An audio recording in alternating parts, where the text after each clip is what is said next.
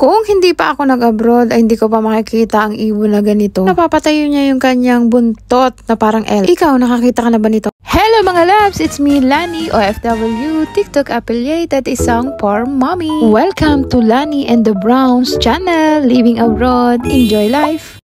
Good afternoon mga loves! It's me, Love Lani and the Browns. Ayan yung akin mga alaga. Gusto nila ng treats, Dreamies. Ayan, nagbili pala ako ng treats na Dreamies. At gusto nila. How about you? So today video mga love is ipapakita ko sa inyo ang mga na-encounter ko ng mga animals or pets dito sa Kuwait habang ako ay nagtatrabaho sa isang pet shop. At kung ano-ano yung mga pangalan niyan at kung pwede siyang maging house pets.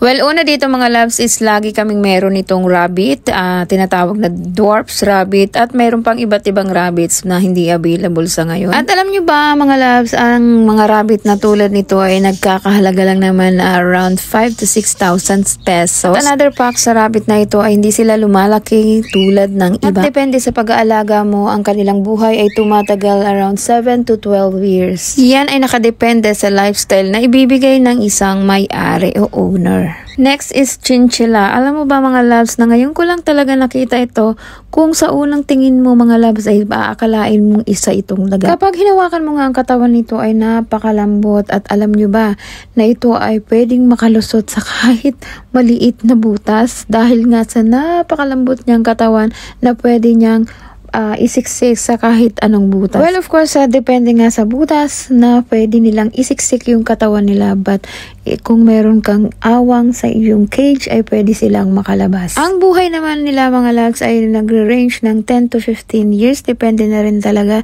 sa pag-aalaga ng isang owner. Para mapanatili ang lambot, ang ganda ng kanyang mga fur o mga buhok mga loves, meron silang tinatawag na sand bat. At alam niyo ba mga loves, ito ay isa sa pinakamahaba ang buhay sa mga maliliit na animals. At umaabot sa 10 to 15,000 ang price nito. Isunod naman natin ang isang tortoise o land tortoise. Maraming kasabihan sa Pilipinas sa atin about sa tortoise na ito, but dito sa ibang bansa ay kanilang inaalagaan ito at tinuturing nilang swerte sa kanila. Depende sa tortoise mga love, desert tortoise, African tortoise, depende mga love sa type of tortoise mga love, kung anong lifestyle o habitat ang ibibigay mo sa kanila. Presyo naman ito mga loves ay maabot ng 1,000 to 2,000 pesos kung i-convert sa ating pera.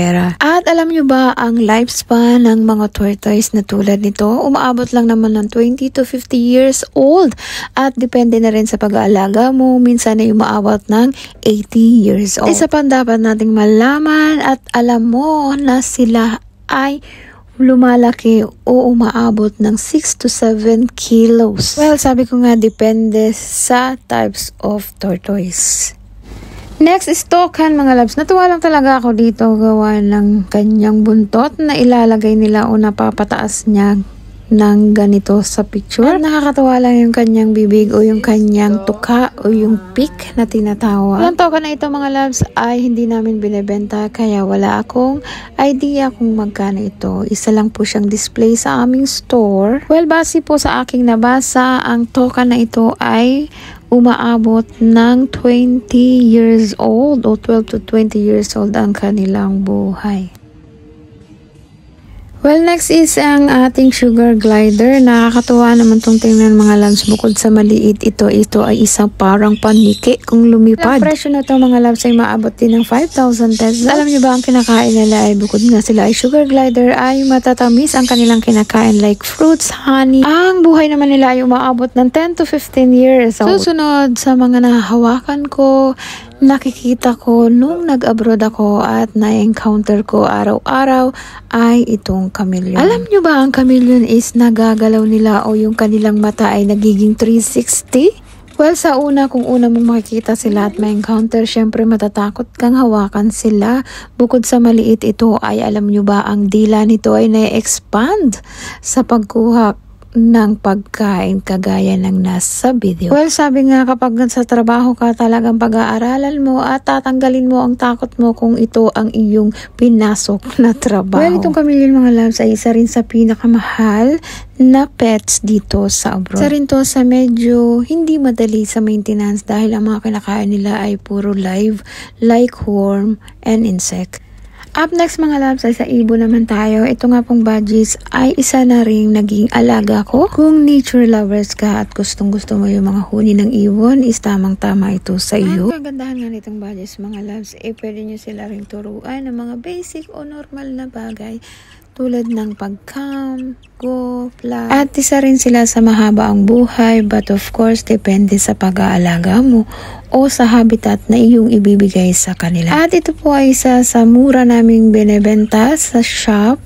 Umabot lang naman ito sa Philippine money ng 1 to 2,000 pesos. Sa mga ibon, mas maganda kung kukuha kayo o bibili kayo o magkakaroon kayo ng isang pets na birds na tulad nitong maliliit na budgies ay mas magandang mayroon silang kasama o dalawa ang inyong kuhain. Well, ang mga shinare ko pong information is base lang po yan sa aking nabasa at na-encounter from customers and from my seminars. Well, sa malalim na information, kayo na po ang mag-search ng mga more on information about sa mga shinare kong pets na ina-encounter ko dito sa aking trabaho. Well, next, ang common na meron tayo and mostly ng mga bahay ay merong ganitong mga aso, ang Pomeranian and all. Different types mga loves na mga aso o pusa ay aking isi-share sa susunod na video. Comment down below kung gusto nyo ang mga ganitong video. And of course, hindi nawawala ang stray cats na nasa labas ng ating store na naandyan na malayang nakakagala.